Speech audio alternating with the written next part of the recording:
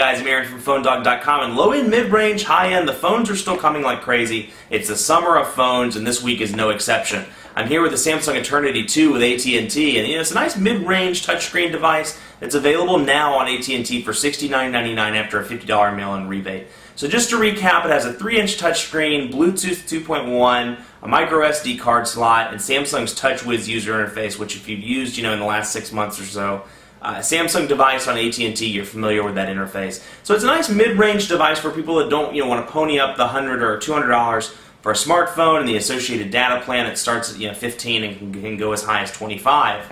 But they want a decent device, something they can type on. It falls into AT&T's quick messaging devices lineup, so it's good for text messaging, good for basic multimedia. But we're going to find out more because we're going to do an unboxing. So Samsung Eternity 2 unboxing starts right now. Okay, here's the Samsung Eternity 2 in its box, and you can see mobile TV, text and IM messaging, instant messaging, social networking, mobile web, and the package contents, the device, the battery, the charger and data cable, so it's an AC adapter module and a USB cable that connect to make the charger, user manual, CD, quick start, and mic cable. Please don't text and drive, that's good advice. Side, a couple more text, AT&T intellectual property, blah blah.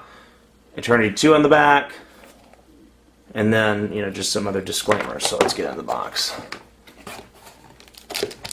There's the device. Again, texting and driving, it can wait. That's good advice. So right there. And there's the device. And let's see how you pry this battery off. Neat little battery design there on the back. Which is interesting. It looks like it would be raised, like you would actually feel it texturized, but it's not. It's in the paint. Pull the back cover off. The SIM card's already in there, battery's already in there. So it looks like PR stuck that in for us. So there's the device. Let's go further. USB cable, box, AC adapter module, which again, as you know, they connect, make your AC adapter, and a mic cable. So let's have a look at this. Looks like there's no headphone jack, 2.5 or 3.5 millimeter out of the box, so it plugs into the micro USB port and then becomes, it's a 3.5 millimeter jack, along with a call button and Samsung's logo if you can see it. Quick start guide, sandwich down there in the box, Eternity 2 CD in there as well. I don't want to bend it or I'll break it. But there's a quick start guide and a quick start CD in there as well. So let's power this puppy on. And while it's powering on, let's have a look here. Right side, lock button, micro SD card slot, and 2 buttons which we'll find out when we power on. One's kind of a silver, and then that looks like some sort of app switching button or some sort of program switching button. And on the left side, the volume rocker.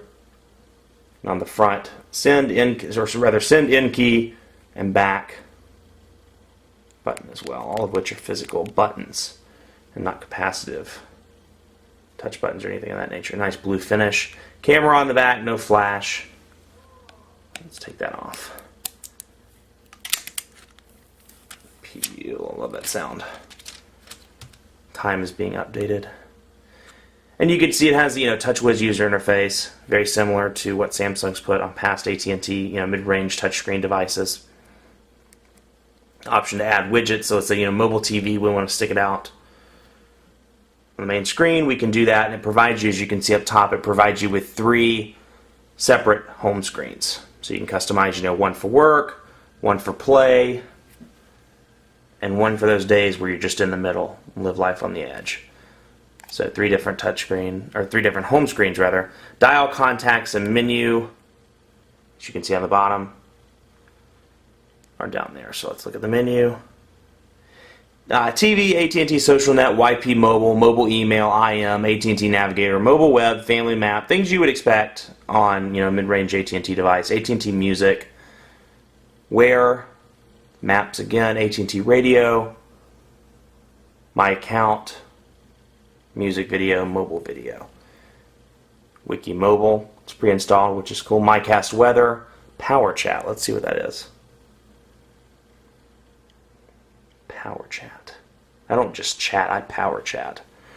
So application accesses data, yes. Continue. Continue. How many times is it going to ask me? Oh, unable to connect. Let's try that again.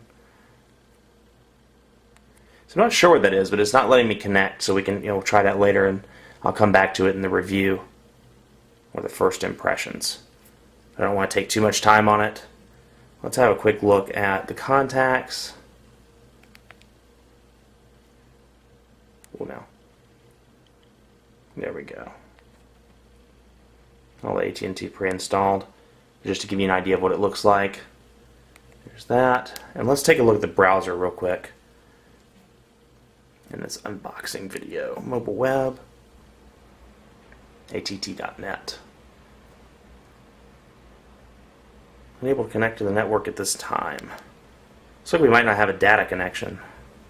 Although 3G's up there at the top. That's interesting. No, let's go back. Start the connection test. For whatever reason, I'm not able to connect to the network at this time, even though the 3G icon's up there in the top left-hand corner. So it's very interesting. Anyway, we can go some more into the customization real quick. Of course, you can drag that stuff to the home screen, as I said, customize that, and you can move things.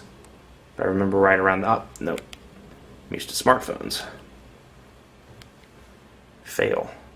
Menu. Click on that button. And you can move the apps from one menu to the other. And you can see actually it looks like there's 5 main menus. So I can go back and let's move, calendar, alarms, move it up where power chat was.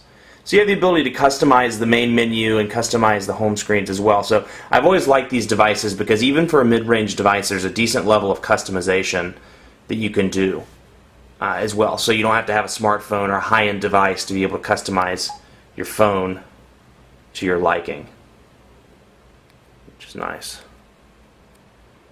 Never been very good with these resistive touchscreens, which I believe is what it is. Yep. Resistive. Nice thin device. And let's have a look at the camera. If I can find it, I moved everything. Oh, there it is. Okay.